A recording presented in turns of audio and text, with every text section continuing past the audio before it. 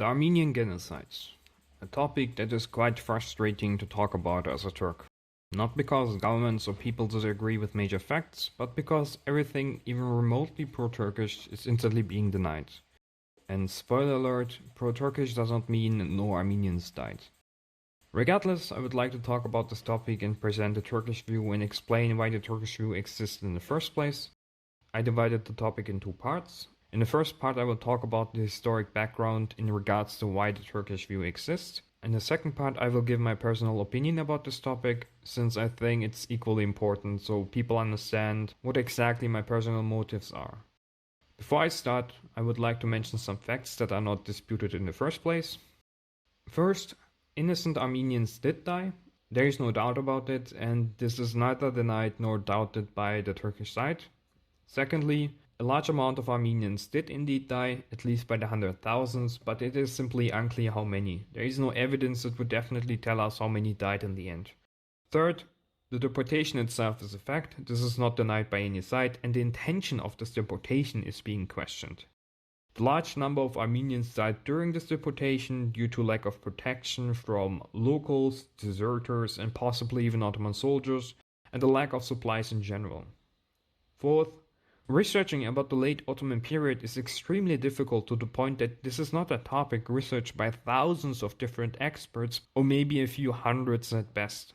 Main issues about this topic are the Ottoman, Turkish and Armenian language that is required partly or fully, the accessibility that was a problem in the past and partly is in the present, the lack of data facts, which requires a decent amount of interpretation in which the opinions differ.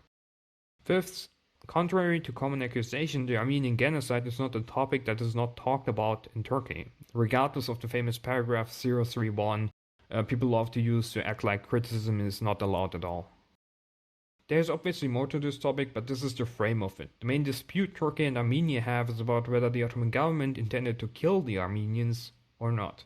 The event itself is labeled as a tragedy by the Turkish side, and it is quite well known among the Turkish people. So let's start with Exhibition 1. The Manifesto of Ovanes Kaczazoni. To understand the historic context of the events that happened, I would recommend reading the books Balkans by Misha Glenny, The Balkan Reconquista and Turkey's Forgotten Refugee Crisis by William H. Auld, Gallipoli, The Ottoman Campaign by Ederiksen, where I have to add that there are only roughly 10 pages that are relevant to this topic and which I will mention later in the video, as well as The Islamic Enlightenment by Christopher de Belaik. The books do not cover the topic of the Armenian genocide itself directly, but they explain the mental and ideological changes of the people, the circumstances they lived in, what they had to go through, and what was going on at the time and what wasn't. It helps to understand where people are coming from and what the situation itself was. I do not have the time to cover all of that here, and I do not have the intention to do so, but long story short, it was a chaotic time with a brutal mass exodus of Muslims from the Balkan, the Black Sea region, as well as the Caucasus. We're talking about raiding bands that would rob Muslims and Christians alike, mass rape and torture by the liberated people, starvation to the point that people would dig out cadavers of old camels from the ground to get some food, lots of tensions between the religious groups, ideological clashes, and lots of rebellions. The general sentiment among the Christian minorities that rebelled was that the Muslims, regardless of their ethnic origin and regardless how long they lived in the region, had to go, or that they had to be exterminated from Europe or certain regions in general. And I'm not exaggerating here with the word exterminated. As a result, the hatred and suspicions against Christians only grew by the ever-encroaching Christian powers. This should, however, not overshadow the fact that local Muslims took vengeance on innocent Christians for the atrocities Christian powers took on innocent Muslims elsewhere. An example of this is the April Uprising of 1876, which was ignited by rich Bulgar revolutionaries that was then suppressed in a bloody way by local irregular Ottomans, including Pomaks, Muslim Bulgars, and where order then had to be recreated by the regular Ottoman troops. In short, all of this is happening for decades and prior to the deportation of 1915, so this is an extremely complicated topic with many layers to be considered, which is why I would like to start with the ARF. The Armenian Revolutionary Federation. This is again a huge topic of its own which takes way too much time to explain in detail, but long story short, and with the bare-bone explanation, the ARF consisted of mainly two groups, the Hunjakians founded in Geneva and the Dashnaks founded in Tiflis within the Russian Empire. So these diaspora Armenians organized themselves with the aim of an Armenian state within the Ottoman Empire, which basically meant independence. The important part about this group is that they started terrorizing Anatolia for roughly 2 decades, and that they successfully cooperated with the Russians in World War I, which I will talk later about, even before the deportation in 1915 happened. This can, for example, be read in The World Today by Paul Ederiksen, by the publisher of the Royal Institute of Royal Affairs, which is one of the world's leading institutes for the analysis of international issues. There are also sources by the Turkish government, which I will just leave as it is, since I know people in the comments are going to call it propaganda anyways, but for the people that are interested, here you go. A more detailed explanation about these events can also be read here. A review of Armenian Studies. There are some Turkish historians in this publication, but also people like Tal Buenos, a PhD candidate in political science, if not a doctor already. Maxim Guin, a researcher for Eurasian studies and also a PhD candidate. Christopher Gunn, Michel M. Günther, Jean-Louis Mattei, Jeremy Salt, and a lot more. So this is quite the international work. Again, long story short, and the part I want to point at here is, it's just historic fact that the ARF used violent ways to enforce their ways and ideas. You may call it resistance, you may call it terrorism, but in the end it was violence. This, by the way, includes an assassination attempt at Sultan Abdulhamid II in 1905 by the ARF, which I would definitely put under terrorism. The ARF still exists, and it is a relatively active and relatively popular political entity in several countries. That being said, let's come to Hovhannes Khachazoni. Who was Hovhannes Khachazoni? He was the first Prime Minister of Armenia. He was also part of the ARF and lived through this very era of history. After living through the horrors of the time, he wrote a manifesto, which was published by the Armenian Information Service in 1955. This was translated by Matthew A. Callender and edited by John Roy Carson, so no Turk involved here, and it basically has the seal of approval of an Armenian organization in the US. And instead of explaining what he wrote, I would like to give you guys some quotes to get an idea what this man thought about the actions of the Armenians as well as about the topic in general.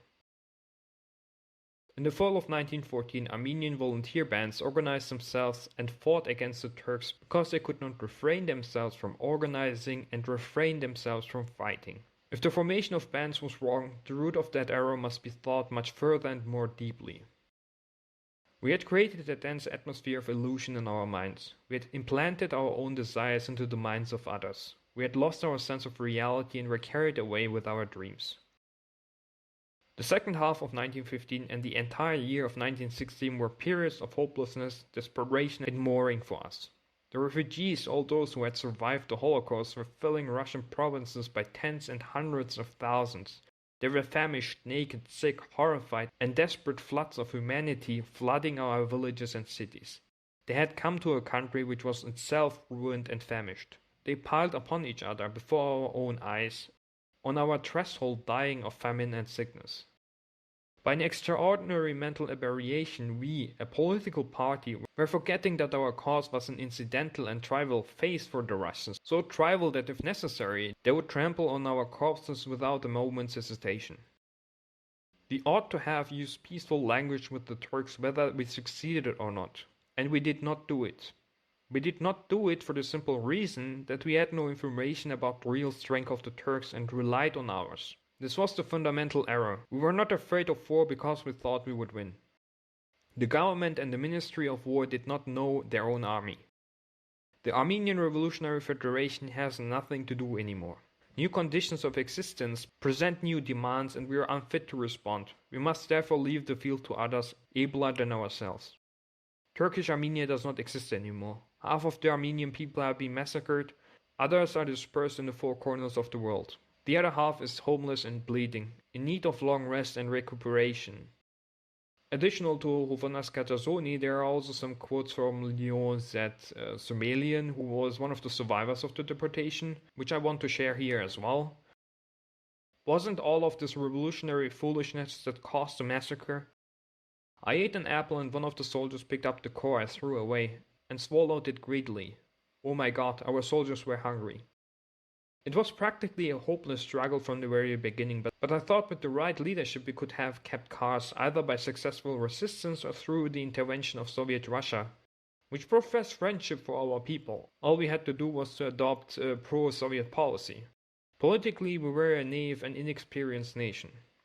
To sum the quotes up, the war between Turks and Armenians was nothing that came out of the blue. It was expected and wanted by the Armenian side. They wanted war because they were sure they would win. As a result, a diplomatic approach was rejected for this simple reason alone. The Armenian side was delusional in their ideas, aims, and the expected help from Russia. Armenians by the hundred thousands escaped to Armenia in really horrific ways. The very existence of the ARF is being questioned. The great tragedy the Armenians went through, including the Armenian army, is pointed out at.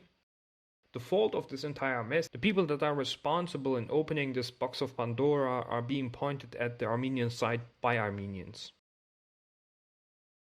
I don't think I have to add anything else here to point out what exactly my point here is, but to make it glass clear, if prominent Armenian figures say that the Armenian side is at fault for creating this entire mess in the first place, or at least partially fault, especially when they lived through this entire horror, then I think it's fair enough to question whether the Ottomans were just racist all of a sudden because of reasons, or whether this was a warfare with tragic results. Let's move to Exhibition 2. Ederiksen. Edward J. Ederiksen was a US Army officer at the Marine Corps University and wrote multiple books about the Armenian campaigns in World War I. Basically a military view on the topic, and this includes the insurgencies the Armenians organized throughout the country. He's basically a military historian. Anyways, these insurgencies caused serious threats to the logistics, and this is for example shortly mentioned in his book, Palestine, the Ottoman Campaign of 1914 to 1918, which I'm familiar with. There is also the book of him called Ottomans and Armenians, a study in counterinsurgency, which I'm not familiar with, but which I intend to buy at one point. But long story short, it gives a military view within the historic frame. The last mentioned book, Ottomans and Armenians, also caused him some, let's say, angry mails from Armenians, and in the end he made a presentation summarizing the topic, explaining himself and answering some questions later on, which is available on YouTube. This is by far not the only expert, but I wanted to pick one as a representative. I will mention more names later, but for now just keep in mind there are multiple experts about this topic that do support the Turkish side. I just wanted to give a military view on this topic besides the historic view from people like Jesse McCarthy. I want to primarily talk about this presentation, which is as mentioned available on YouTube, because it sums a lot up. Again, this is like so often a huge topic of its own, which is why I will not go into detail, but to summarize this presentation. First of all, there is by far more to this presentation than just the topic, which is why I would recommend watching it, even if you personally don't have a big interest in the topic. The other interesting thing I would like to point out is that this topic, the Armenian Genocide or Deportation or whatever else you want to call it, is not the Holocaust. What I mean with that, there are a lot of facts simply missing, which is why there is a dispute of the events in the first place. And Ed Ederiksen makes clear that he can only talk about this from a military perspective, and that he can't know the motives in the end. In fact, no one knows for sure. There are also some questions he states around minute 12:30 to minute 13. It goes as followed. Why are multiple countries talking about Armenian rebellions? How can people survive a genocide that was intended to eradicate all Armenians? Why are Armenians only selectively relocated and not all of them? He also states the other problems I mentioned at the very beginning of the video. Who knows, for example, Ottoman Turkish, which is by the way not Turkish and a language of its own. An important fact he points at is that the Ottomans were basically for roughly a century in warfare thanks to the insurgencies that were constantly organized by mainly the Orthodox people. This then led to the reaction by the Ottoman army and quite often the use of irregulars, which basically acted like scum. He also mentions the ARF, which I already talked about. The important part is that these insurgencies were not popular uprisings, but organized by a small number of people. He also points at the Manifesto of the Dashnaks, basically the ARF, in which, for example, one point is that, quote, to use every means to arm the people. However, these insurgencies, even if organized by a small number of people, were serious regional threats that were undermining the sovereignty of the country. There were, for example, huge weapon smugglings in the east by the Armenian groups. One should also keep in mind that Christian countries were enforcing their influence on the Ottoman Christians. France and the Russian Empire as the biggest self-proclaimed protector of Christians, which is a huge topic of its own, so I'm not going to go into this. However, I would like to point out that the Allied forces conspired with the ARF against the Ottomans. So keep in mind that we're not just talking about random Armenians trying to create a rebellion, but three big empires supporting an Armenian group in order to create insurgencies throughout the Ottoman Empire. And this did not just involve Armenians, but a lot of other groups. Lawrence of Arabia should be a name everyone has heard of. The betrayal of some of the Arabic subjects was not just fiction either, so people shouldn't put this as a weird Turkish conspiracy. Another important thing to remember is that insurgency and counterinsurgency started even before the war started. The most crucial part of this video is that these Armenians started raiding logistical routes, which caused starvation and lack of supply within the Ottoman army. To point out the gravity of the Ottoman supplies, in December 1914, some 25,000 to 60,000 Ottoman soldiers froze to death in Sarıkamış while marching towards Sarıkamış Kars to fight off the expected Russians. So before the Ottomans shot even a single bullet, they lost around 1/4 to 1/3 of their 3rd Army Corps within their own territory. Another crucial example is the One uprising, which coincidentally happened simultaneously to the Russian offense and resulted in the loss of hundreds of square kilometers of Ottoman territory. And this is not just a random loss that could be explained by the brilliance of the Russian army, but a coordinated disaster for the Ottomans that could be repeated along the entire supply lines in all of eastern Anatolia. To fuel more oil into the fire, the American ambassador talks about a large-scale Armenian revolt of tens of thousands of Armenians, which isn't the case, but likely made the young Turks paranoid about the Armenians. To make matters worse, there were no Ottoman combat forces left in Anatolia aside from the frontier itself.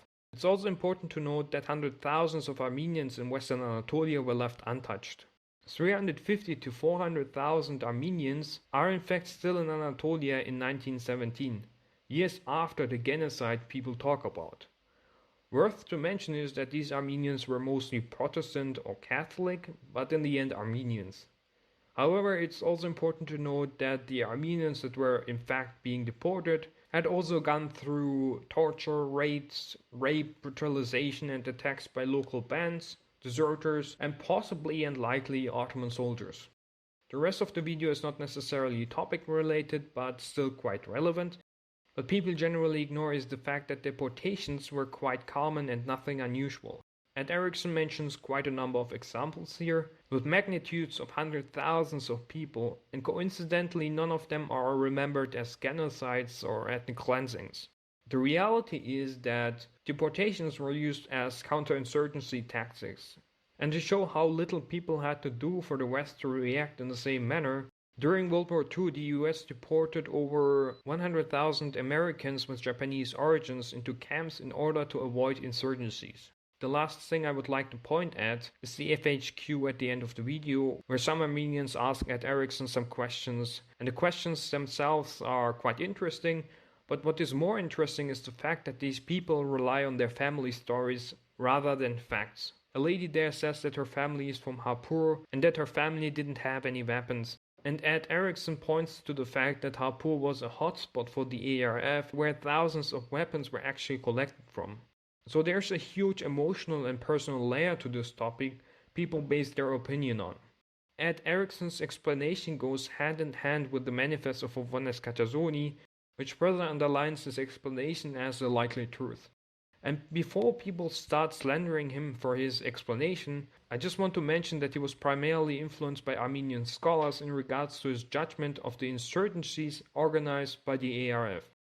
There's obviously more I could talk about, but I think this much is fair enough in a comprehensive video where the point is to scratch a bit on the surface. So let's move to Exhibition 3, the Malta tribunals. After World War I, some 141 Ottoman officials were taken by the British to Malta to prove they're guilty in mass killing the Armenians. For this reason, the archives of Constantinople were taken by the British, and Ottoman, British and American archives were searched in order to prove the guilt of the Ottoman officials. Long story short, after 3 years of detaining the Ottoman officials and looking into the archives of 3 countries, the British failed to gather proof to start a trial against the Ottoman officials. In short, The Ottoman officials were free of any crime, despite the British wanting to prove the guilt of the Ottoman officials. In the Turkish sources, this incident goes as trial. Matter of fact is, however, that the trial was never held due to the lack of evidence to start a trial in the first place. Yet this doesn't change the fact that an international court was indeed asked to judge about this topic, and that the judgment of this court was that there is no evidence to even start a trial. Now, some might say that war crimes were not sufficiently enough formulated, to which I have to point at Article 28 of the Vienna Convention, which goes as followed: unless a different intention appears from a treaty or is otherwise established, its provisions do not bind a party in relation to any act or fact which took place or any situation which ceased to exist before the date of the entry into force of the treaty with respect to the party. In other words, there is no retroactive applications of laws or crimes that are established after the date of the incidents. Meaning, you can't call anything before the Genocide Convention a genocide. That is international standard. The source was provided by the UN, but this was mentioned again in another source of the UN, which goes as followed: application of the Genocide Convention. Article 28 of the Vienna Convention on the law of treaties prohibits the retroactive applications of treaties unless a different intention appears from the treaty or is otherwise established. So in short, no international court will ever call the deportation of 1915 a genocide. This is, by the way, the explanation and argument of former Western imperial powers in order not to get sued by their former colonies.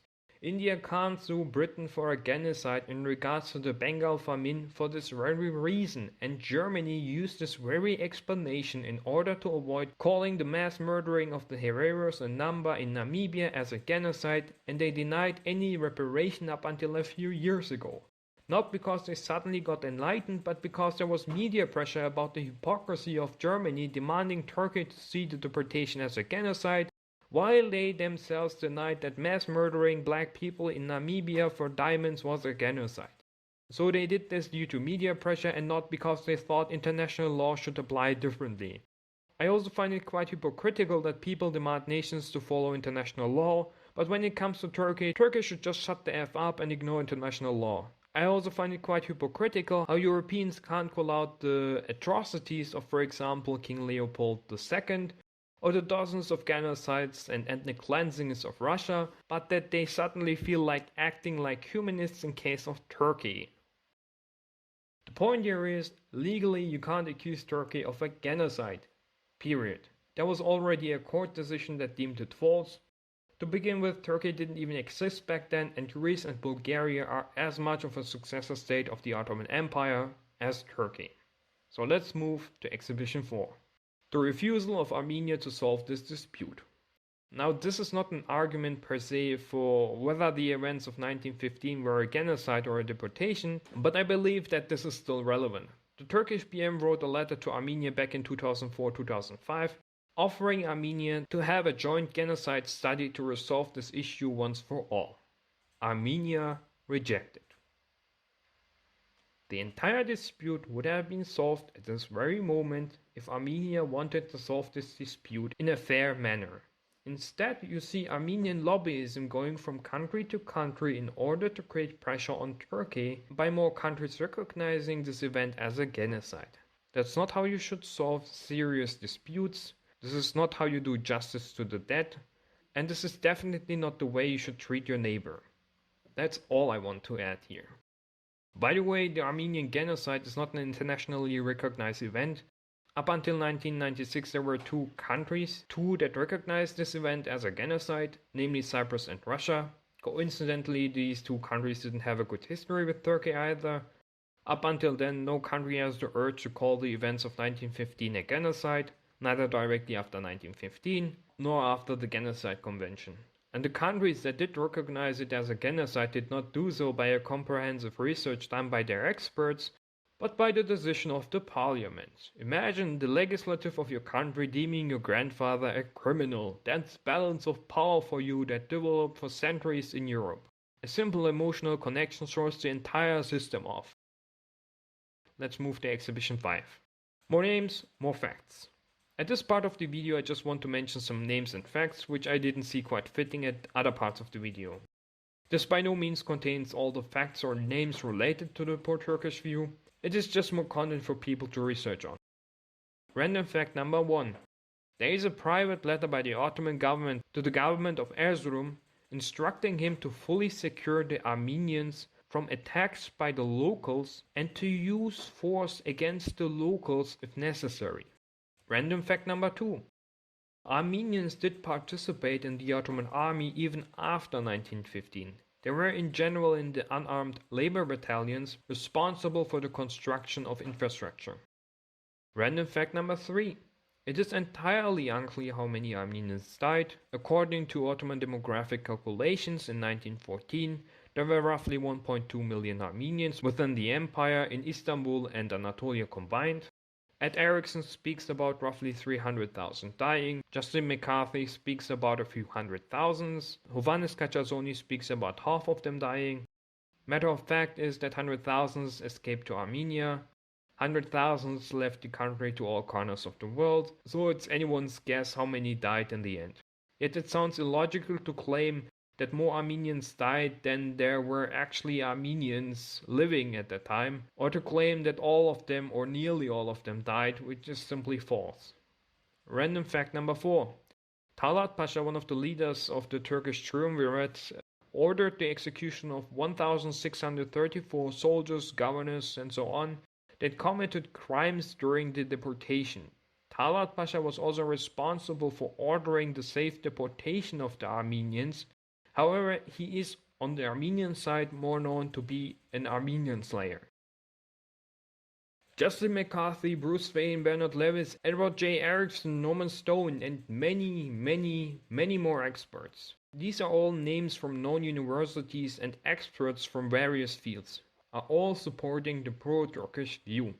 So this isn't a topic of hundreds of pro-Armenian experts and just 3 pro-Turkish experts. All of these people are simply being denied for speaking about a pro-Turkish view, and even if we assume that 90% of all of these names are all just wrong, we still end up with 10% that are quite relevant to this topic. The general consensus of these experts are the ARF takes huge responsibility in the deportation that happened. After all, this is a reaction to their actions. The ARF did terrorize Anatolia for decades.